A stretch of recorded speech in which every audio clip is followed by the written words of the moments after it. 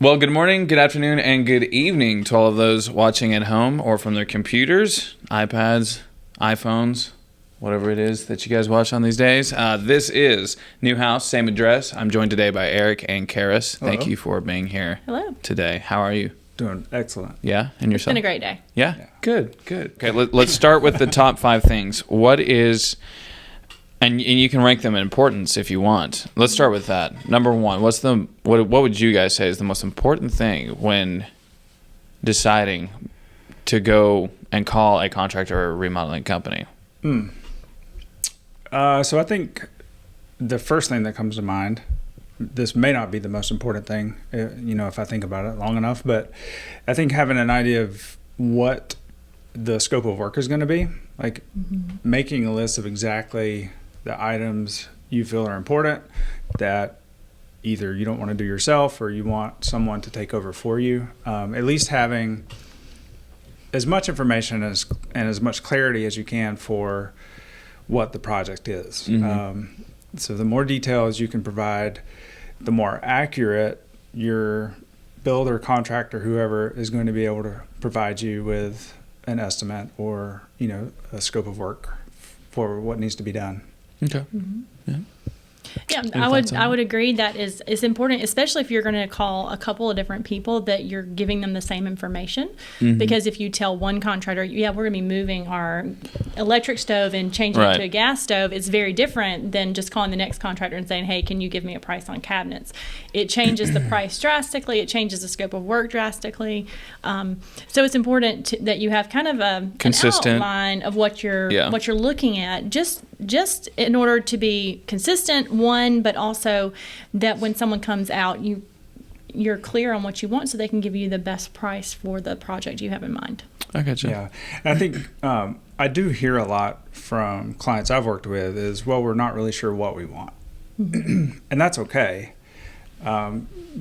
Maybe they just have decided this bathroom it's old, we're ready for something new. They are just now in the beginning stages of it. And we're happy to work through that process with them because it is kind of a process trying to figure out, eliminate what you want, what you don't like, what you do like, that sort of thing. But the more homework you do up front before you actually talk to someone, I think the better the experience or the outcome would be for that contractor and your relationship. Okay. For sure. What is what is something important that someone should be looking for or thinking about before the actual conversation with the contractor? Things of like could be insurance or warranties or anything. So like, how would you just personally go about making sure that yourself is safe, like you're safe and the home is safe? Yeah. So I think most consumers these days are doing a lot of their research before they actually reach out to someone. And if you're not, that's a great place to start. So definitely look up their website. If they don't have a website, that could be a clue. They're not, I don't know, up to date entirely. It doesn't mean they do bad work. It just usually someone is trying to provide a website for their clients so that they can be a resource. So I'll certainly start there. Look at their website, then you can look at their reviews. Okay. Yeah, that'd be So Google their business and look up any reviews they have is a good place to start. Finding out about insurance might be difficult to do before you actually meet them. But once you do get to the place where you're talking with a contractor, you should be able to ask for insurance, and they should be able to freely provide that pretty quickly and easily. That would be, I think, best place to start. Just kind of look at their online presence, reviews, and certainly once you get involved with a contractor, you could ask for references of past work, either photos, videos of past projects, or clients they've worked with. Okay. And you should be able to look up their license number as well. Yes. So if they have a business license, that's easy to get, but getting a contractor's license is not necessarily. So you want to make sure that they have the proper kind of license. Okay. They need to be a licensed contractor. And also, that is a requirement for getting insurance. So if they don't have a contractor's license, they wouldn't be able to get insurance. So that's kind of important to keep in mind. Okay, gotcha. Okay, so let's say that I want you guys to respond to my thought process before I go in and start searching for different contractors. Let's say I'm wanting to get a project done. I want to get my bathroom remodeled, right? One of my initial thoughts, let's say I go into it thinking that I'm not really concerned about what it looks like. I just want something that's quick, easy, and that counts as a remodel, and I'm going to go for the cheapest one that comes to me of the bid. What would your response be to that? Is that a good game plan, a bad game plan? I'll answer it this way. I have seen more bad come out of those type of situations than good. Because if you're only worried about price and you don't care what it's going to look like, then that's pretty much what you're going to get. Not only looks, but it also could be poorly installed or not done correctly or up to code, which is going to cost you more in the long run because you got to repair or replace everything you just put into it. Right. So cheap is not always the best way to go. Right.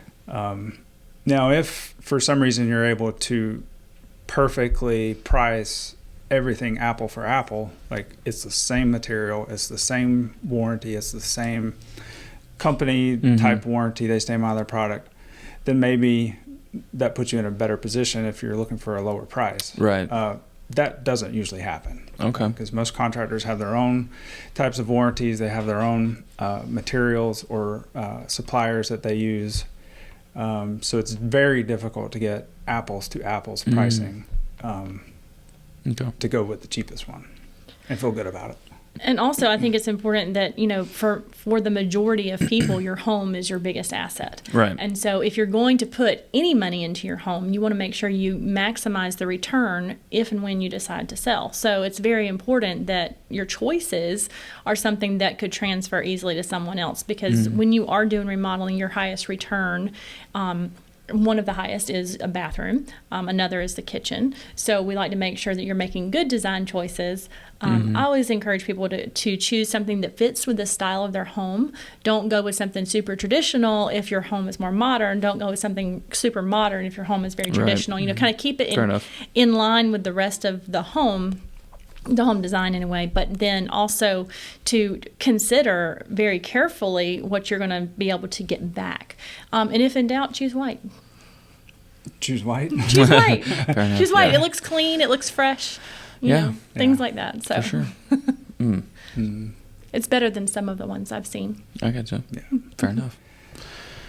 Just trying to think through. So, if price is your biggest concern, if you can, I would probably put the project on hold until you had more money saved up or another way to increase your budget.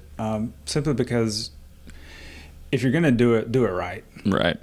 Chances are you're not going to remodel your bathroom or your kitchen multiple times at the same house.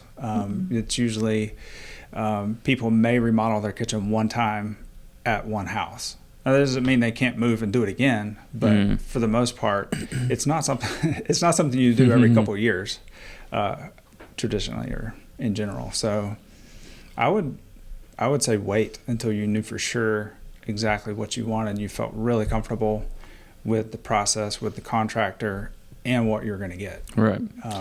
And that's why we try to walk through that with people to make sure they're making choices that they can be confident in. I mean, we know that a lot of people are budget conscious, and so we would try to make sure we pick something or help them, direct them to choices that would fit within their budget. But again, if you're not going to do it right, then wait until you have the right funding to do that, just so you get the highest return on your investment. Yeah, and as a homeowner, I would start with a list of questions. The more questions that you can ask about well, what are you going to provide for this? Or what are you going to use for this material? And, all of that stuff needs to be explained to you as a homeowner so that you feel confident about what you're getting for the money. And any legit contractor is going to be happy to walk through that with you. Okay, fair enough. All right, well, I feel like we covered that pretty well for that. Okay. So, yeah. You were going to ask some things you shouldn't do. Mm-hmm. Oh, yeah. Let's go through that. Okay. So I want to move on to now the other half or the other side of that question, which is maybe let's talk about some things that we as people who are seeking a contractor or remodeling business or anything like that, what we should not do in preparation for that. Well, I would say this probably applies to after you've already talked to a contractor, but you should not give them all your money up front.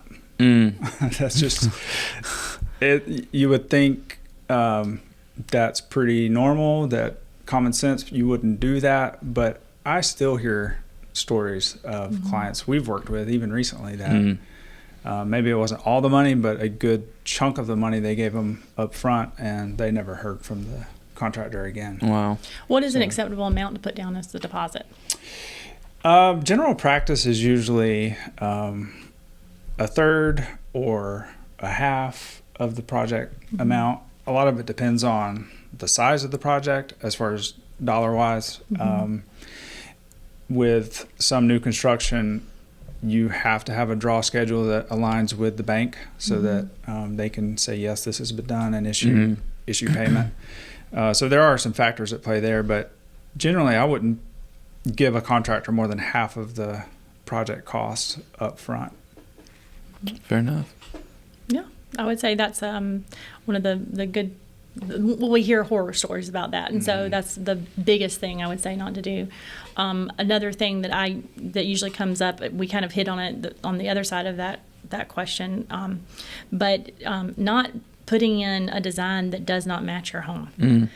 It is really weird to walk into a house that's very traditional and then see something super modern, or vice versa. So keep in keeping with the design, the general design of your home, and also not overbuilding your neighborhood. If you put in a Taj Mahal bathroom in a regular neighborhood, you'll probably never get all of your investment back. Now, if you just want that kind of bathroom and you enjoy it and you're willing to not get it all back, then go for it, because it's your home, and that's what we consider a joy score instead of a return on investment score. But and those have a lot of value, and I'm always, when I talk with people about that, I'm like, you've got to make that decision. But I usually encourage people to stay in keeping with their home and their neighborhood. I gotcha. Fair enough. I think another thing, and this applies to after you have a contractor picked out, but don't just take his word for it. Have everything in writing so that it protects you and it protects him, because he knows exactly what's been agreed to. You know exactly what's been agreed to, and you have a frame of reference for any changes that may come up. So you'll be able to tell, well, this was included in the contract, or this was not included, and that helps you after the process starts. But before you hire someone, that is something to consider. So don't just take their word for it or have a handshake agreement on what's supposed to happen. And any changes too. Changes should be in writing with agreed upon scope of work and price. That way, you don't say, "Oh, add me a shower door," and they come back and add $10,000 to it. Unless it's a very expensive shower door, which I guess we could order, but that's generally not what we do. So generally, just try to avoid surprises, and that is kind of the beginning of avoiding surprises, is have everything in writing. I gotcha. And just be clear up front and ask good questions. Yeah. One thing that came to mind was, as someone is looking to get someone out to actually look at the project, do you have any advice on what not to do when it comes to like scheduling? scheduling for someone to come out and look at the project, or maybe while they're in the meeting or anything of that nature. So, well, I think I'm not sure if I fully understand your question, but when it comes to scheduling, I would get everyone that has a say in what the project's going to look like, or what's going to happen. At least have all the property owners there. That way, I mean, it saves both parties time, like the contractor and the property owners. Like, everyone hears the same thing and can ask, questions, and they can be answered together. Right. Versus, I'll total just meet confusion. I'll just meet with the contractor, let, my husband, wife, partner know what he said. It doesn't, all the information doesn't generally get relayed. Right. This is the word I'm looking for. So it's usually best to have anyone that really has a say in it to be there. Okay. Yeah, and schedule enough time. Yeah. Because that can sometimes, we think we know what we want until we see all the selections, and you're kind of like, oh my gosh, there's a lot to choose from. So you don't want to rush that process. You want to be able to think it through and think through what fits in my home, what fits in our neighborhood, what fits in our budget, and then make a choice. And you want to make sure you save plenty of time for that.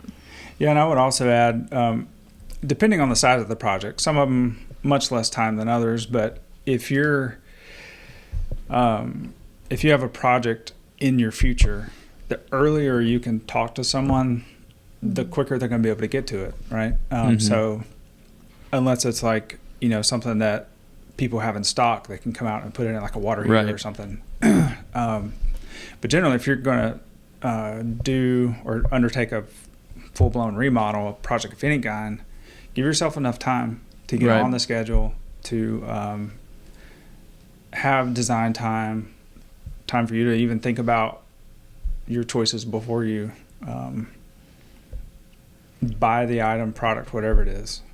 So yeah, I would do that. I'm not sure. Was that kind of what you were that's getting perfect. Perfect answer. Okay. Yeah. Yeah, because if you're going to have a big family dinner at Christmas and you want to have your kitchen remodeled before then, because you're going to have 10 cooks in the kitchen, you don't call the contractor at Thanksgiving. Right. You need to start that process way earlier, because the whole design process can take a while, and then especially depending on what your choices are, getting everything ordered and there and then having it installed can take a long time. Yeah. So. Right. Most contractors are more than happy to say, we have a job coming up a couple of months from now.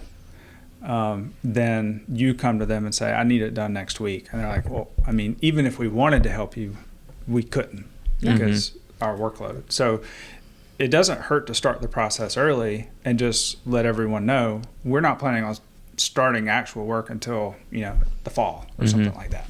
There's nothing wrong with that. Right. Most And that gives you contractors are happy to do that. it gives you the best option of being able to help pick your dates that you can come. Because if someone calls us and needs help next week, we've already committed to our existing customers. We're not going to just drop them and help you. And it just, we don't work that way, and we wouldn't do that to our clients. So we wouldn't do it to you either. Right. Well, thank you. I appreciate that. We like you. So when it comes to, I guess, the general time as it is and as it stands, what should people be expecting when it comes to starting any sort of project? If they call anyone out, today, the general consensus of the Northwest Arkansas area, or maybe even a national average. Do you have any input or thoughts on that? Well, I can only really speak to what we do. Right. There are some types of home improvement companies. Let's say roofing, for example. You may be able to get a new roof in a few weeks if you started today. I don't know that for sure. I'm not a roofer, so I don't know. But those projects are like a day in, out. Usually they're done. So they can do multiple, higher volume of projects. Kitchens, bathrooms, those take more time. And it's not just up to the contractor. There's product that has to be specially ordered, that sort of thing, that certainly adds to the start time of when you can get a project started. So you're usually for project starts, you're usually talking weeks or months, not necessarily days to get someone out there. Okay. Repair work, I mean, there are specific service companies that do repairs and stuff quickly, but large scale remodel projects are going to take weeks to months. to get something done. Okay, fair enough. Sounds good. All right. I think that covers it for most of what we need to talk about for the 5 things you should do before calling a contractor and 5 things you should not do in preparation. I didn't count, though. Yeah. I didn't either. It might not be 5. We'll give you your money back. money back guaranteed. If you count more or less, then. But no, I think we hit a lot of good topics, and I hope it helps. And we answered questions that I think that were very helpful. Those are questions we hear a lot, so Okay. I think it's good to cover them in a way that people can come back and examine them as needed. Yeah, absolutely. So, all right, thanks for tuning in to another episode of New House Same Address. We appreciate you, and we'll talk to you in the next one.